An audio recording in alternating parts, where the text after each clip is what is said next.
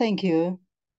Today, I am going to speak about a very famous person who is really one of the main heroes in French medical history.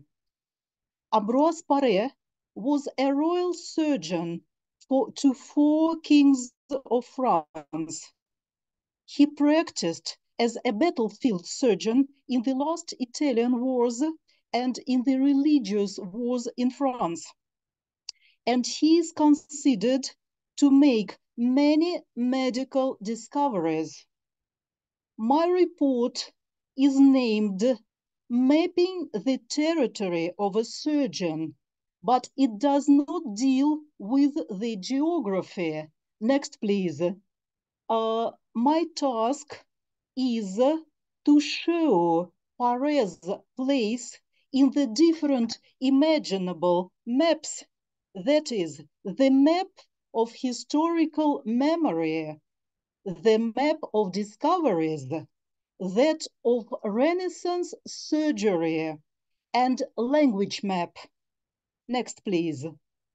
No wonder that the name of Ambroise Paré has been immortalized many times. Next, please. There are monuments erected to him. He is mentioned in the famous French novels by Alexandre Dumas, Balzac, Prosper Mérimée, and there is a heap of things named after him. Next, please. These are the streets in Paris, Lyon, Marseille, the streets he never lived. And just pay attention at the dates. The dates are different and both are wrong. Next, please. The streets, the hospitals he never worked in. Next, please. A variety of roses. Next, please. And even an asteroid. No wonder he is a significant person in the history of France, a real national hero. He played a great role in the history of medicine, namely the surgery. But when did he gain this fame? Next, please. According to what we can see in the historiography, Paré was glorified much later after his death, and the myth on him was created at the end of 18th, beginning the 19th century, mostly by the surgeons of Napoleon's army. They admired him as the perfect model of professional behavior. It was they who declared him the best of the best, the father of French surgery, and this estimate remains valid.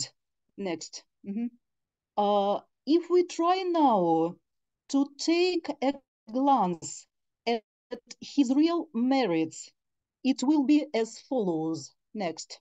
In all the manuals on the medical history, you can read that Paré was an outstanding surgeon who invented the new techniques of curing the wounds, namely the gunshot wounds.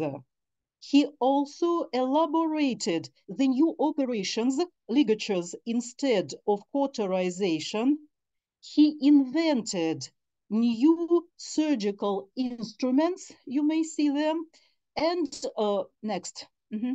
Constructed new types of artificial limbs, which were, as it seems, invented but not realized.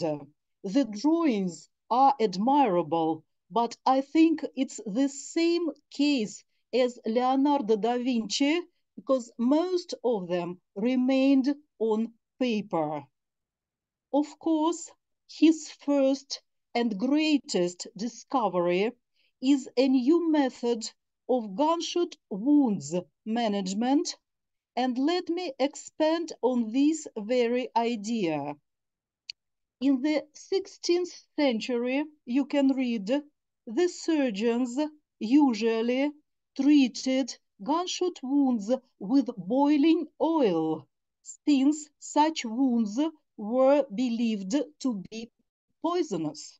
And Paré managed to change this method and to replace it with another which was not so painful, not so severe for the wounded. Next. This problem seems to be a little bit more complicated. Why? Because only a few surgeons of this period supposed that the gunshot wounds were of quite different nature to the wounds made by cold steel.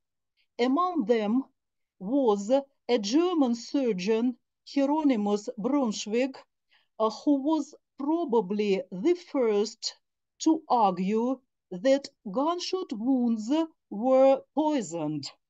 Braunschweig claimed that they look like those caused by poisoned arrows or the bites of mad dogs and poisonous snakes. It was Braunschweig who suggested that these wounds would be treated with cauterization, following the practice of ancient physicians of treating poisoned injuries with fire. Braunschweig treatise was written in German and was not translated into Latin or any other language. Thus, it was not familiar to French surgeons. But there was one more surgeon who insisted on the cauterization of gunshot wounds. Next. It was Giovanni da Vigo, whose book Practice and Surgery, Pratica Chirurgie, became the real medical bestseller of the 16th century. Da Vigo's work has been publishing in Latin, French, German, Italian, and English for almost 2 centuries, and was thus very widely available. Da Vigo argued that the management of a gunshot wound is much more complicated than the treatment of a blade weapon wound. He seems to have created the first theory-driven approach to curing such injuries. He described the steps of gunshot wound management. The first one is the cauterization with boiling oil to stop the effects of gunpowder poison. The cauterization provokes a iatrogenic burn, that is, one caused by the treatment. And so the next step, the second step, was to treat the burn. For wound treatment after cauterization, Da Vigo recommended a potion of turpentine, rose oil, and egg yolk. After Hippocrates, he named it digestive, but actually it is an anti-burn remedy. Da Vigo's method was accepted all over Europe, and Ambroise Paré was among those who were taught to treat gunshot wounds in this manner. He was only 24 years old when he became a military surgeon and had never seen a gunshot wound before. So he could only rely on surgical texts as a guide for how to treat them. However, the reality of treating patients with gunshot wounds proved to be different from the description on the books. Next, please. This is how Paré later described the circumstances of his discovery during the siege of Torino in 1536. Sorry. At that time, I was a complete novice and I had never seen the treatment of wounds made by the arquebus. But I had read in the first book of John de Vigo about wounds in general, chapter 8, that wounds made by firearms are poisoned because of the powder, and that they are to be cauterized with oil of elderberry with a small quantity of theriac. I know that such treatment caused terrible pain for the wounded. So I wanted to know, before I used it, how the other surgeons carried out the first dressing. This they did by applying the nearly boiling oil as to the wounds. So I plucked up courage to do likewise. At last the oil came to an end, and I had to use instead of it a digestive made of egg yolk, oil of roses, and turpentine. That night I could not sleep, thinking that the wounded who were not cauterized would die, and this made me get up at first light to visit them. Beyond my hopes, I found those on whom I had put the digestive dressing feeling little pain from their wounds, which were not swollen or inflamed, and having spent quite a restful night. But the others, to whom the said oil had been applied, I found fevered, with great pain and swelling around their wounds. Um, from then I resolved never again so cruelly to burn poor men wounded with arquebus shot.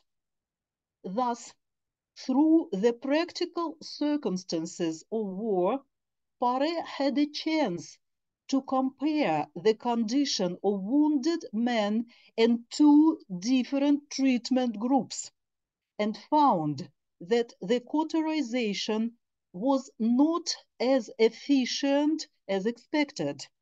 The young surgeon failed in what he had been taught, but succeeded when he replaced the commonly used treatment with a new remedy. So, what really happened? This is, as I can say so, the nightmare, the horror of any physician, many patients, and the lack of remedies. Actually, Paré had to miss the first step of Davigo's treatment. He began by treating the wound as if it was a burn without cauterizing it first. He simply could not leave the patients without help, but the results were fantastic. Next, please. The famous text on the treatment of gunshot wounds is quoted everywhere. But let's look at the next page. After describing the case, Paré wrote the following. When the French army took Turin the next morning, I met here a surgeon who was famous for curing gunshot wounds.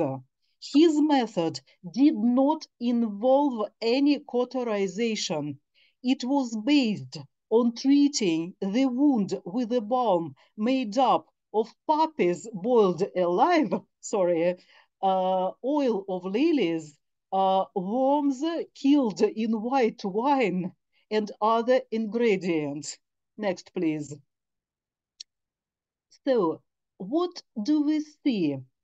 Paré actually did not invent a new method. For as we can see, most of the military surgeons did not practice the cauterization. What Paré really did was the theoretical foundation of the fact that gunshot powder is not poisonous. Another argument in favor of Paré's new method is its ability to limit pain. Cauterization was extremely painful, which neither Davigo nor Braunschweig remarked upon.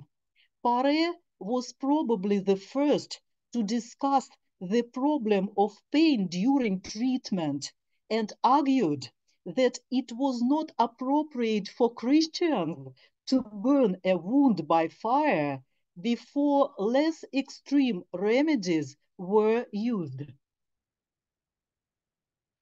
However, we must acknowledge that we do not know the exact details of Paré's experiment. How many patients did he treat? And how badly were they hurt? Moreover, his personal success story did not change common practices, as Davigo's book remained in demand up to the 18th century. In reality, none of these surgeons knew exactly what was going on inside the wound after dressing.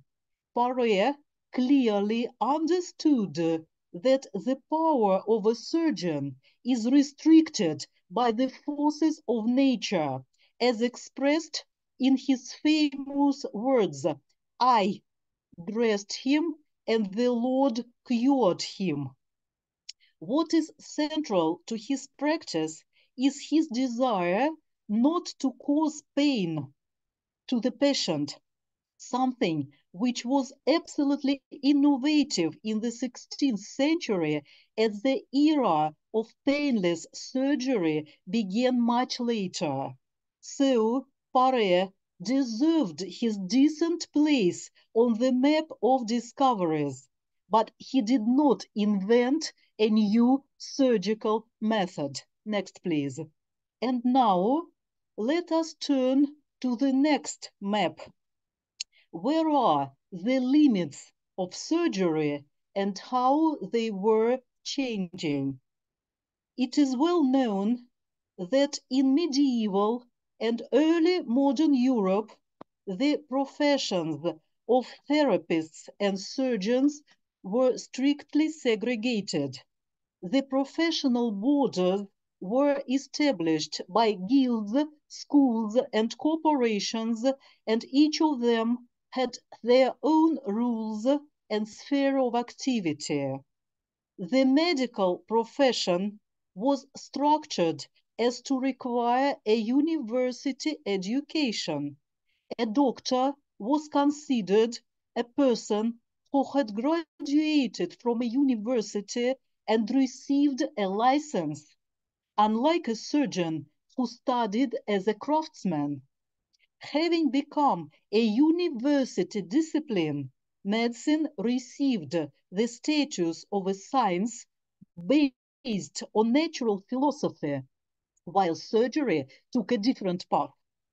The universities rejected surgery as belonging to the sphere of pure manual labor, and it was firmly entrenched with the rank of a mechanical art, not science, and if it was not a science, there was no place for it in the universities. Moreover, the medical environment was socially heterogeneous, and social barriers prevented us from drawing practical conclusions from the obvious idea that surgery was an integral part of medical treatment. When we deal with France of the 16th century, it can be observed several groups of those who executed surgical activity. Paré belonged to the corporation of so-called barber surgeons, barbiers chirurgiens. It was a group of very low status. The barber surgeons combined such kinds of work as shaving, cutting hair, but also bloodletting, tooth extraction, fractures, dislocations, abscesses, and sometimes even wound management. That is why they were in demand also as battlefield surgeons. Of course, they did not study in the universities, and some of them could even remain illiterate, but not all of them.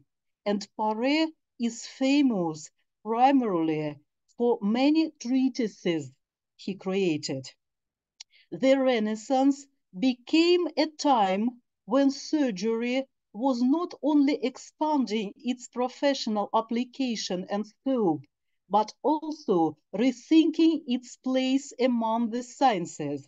The fact that surgery gained new areas required a different attitude for surgeons, and it's not a coincidence that in this very time the surgeons' voices began to sound more loudly.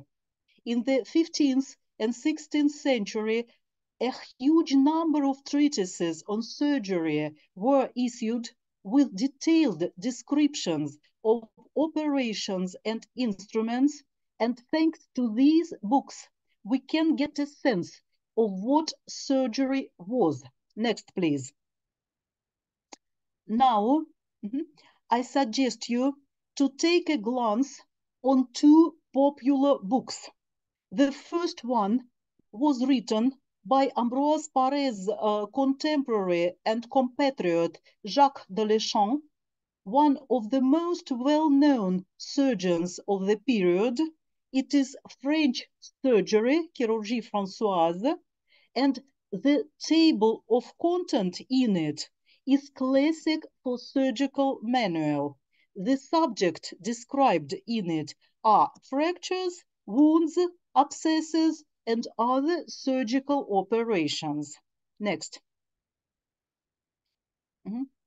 Another example is Practice and Surgery, La Practica, by Giovanni da Vigo, mentioned above, the medical bestseller of the 16th century, and it contains such subjects as anatomy, abscesses, wounds, morbid ulcers, etc.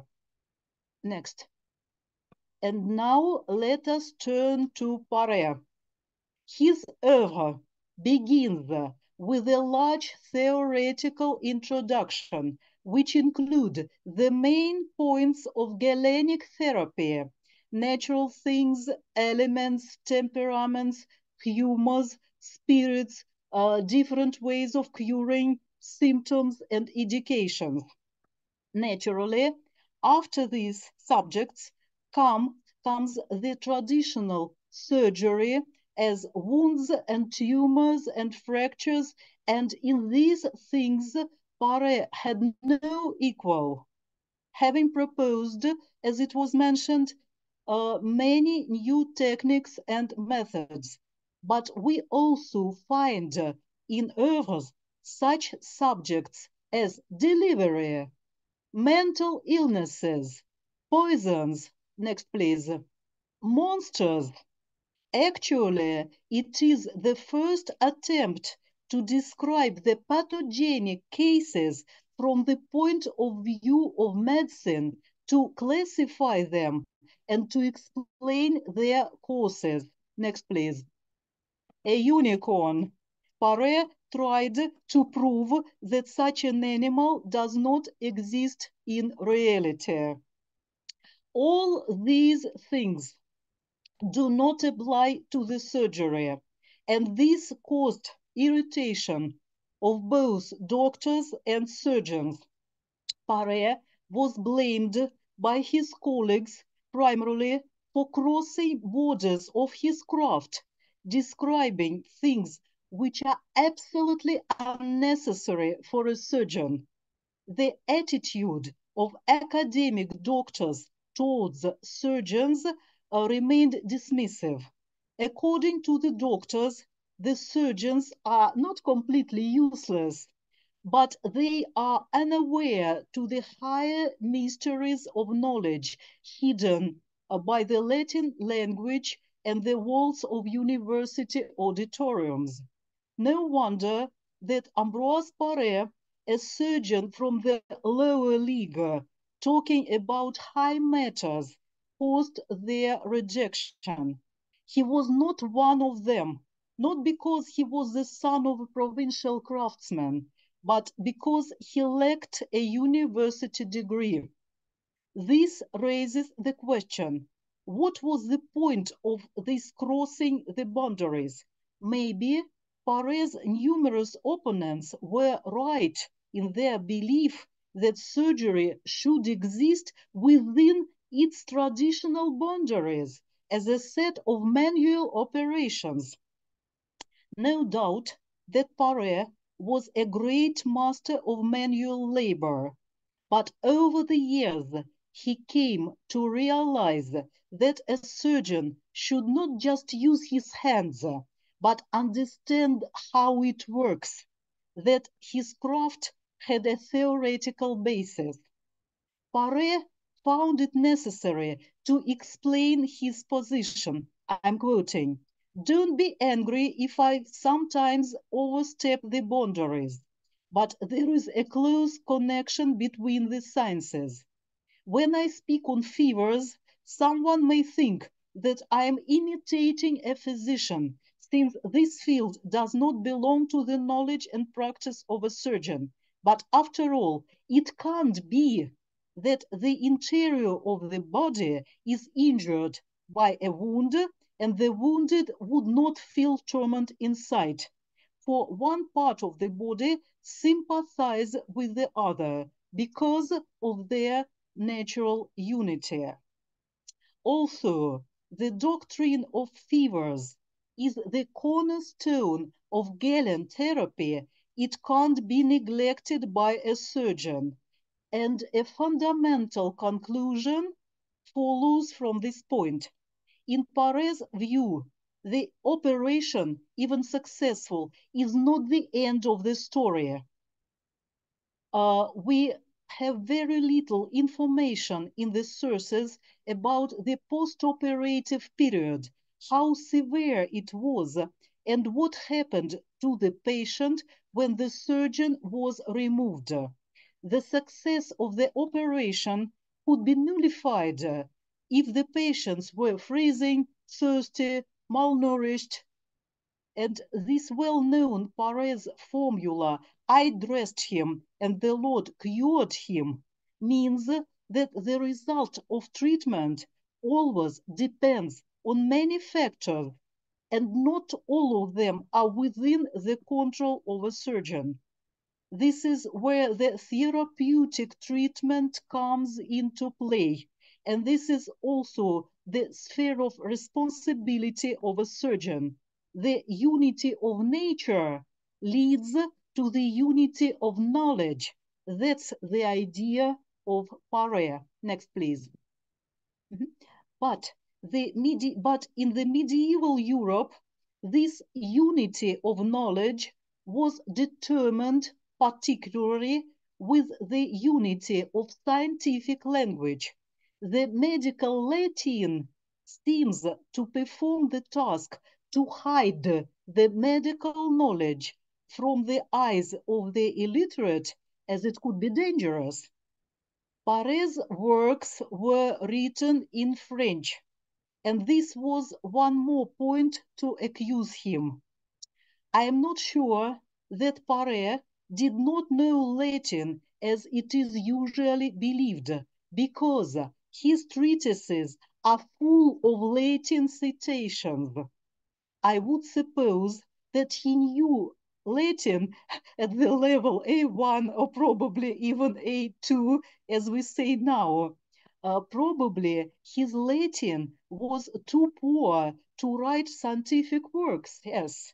Nevertheless, Paré ardently claimed that medicine would be glorified if translated into French.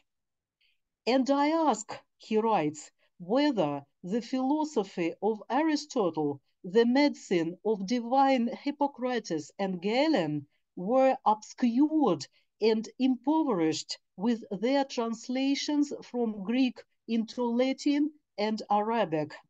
Did not Avicenna, the Arab prince of medicine, translate many treatises of Galen into his language, jargon, he writes, jargon, in order to adorn his country with medicine? So why am I not permitted to write in the French language, which is more honorable than any other?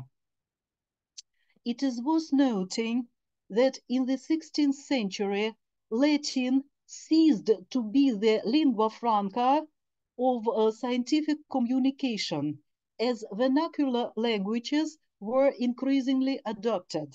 In one sense, this increasing vernacularization of surgical texts facilitated the spread of knowledge, since they could now be accessed by the non-university educated medical practitioners. However, this trend also limited the audience of a particular text to a linguistic region. Next, please.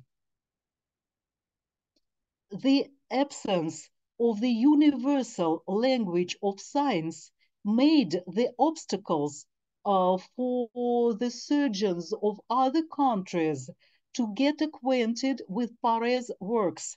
That is why, soon after his death, appeared the translations of his work to Latin. Next, please. And one more, it's also Latin. Next, please. And this is the English version. And even later, next, please, the Japanese. This fact proves that Paré's works remained in demand for centuries. That you can see, it is the illustration from a French version, which was copied in the Japanese edition. To summarize, Paré was a real Renaissance man whose distinctive feature was the universalism of knowledge. Not only his oeuvres was a kind of encyclopedia, or probably the medieval summa of medical knowledge, including surgery, therapy, midwifery, and many other subjects, but he personally was establishing, not only in words, but in his deeds, new medical borders. Next, please. And all my reflections on Paré you can find here in this book, which appeared last year. It is not a biographical study, it's a kind of anti-biography, if I can say so, but rather an attempt to show how the most important problems of the epoch are reflected and refracted in this particular fade. You can find there the problems of medical education, the attitude towards death, towards pain, Paré and his milieu, his colleagues and enemies, the reason for making hero of him. And all these I am proud to present to you today. Thank you very much.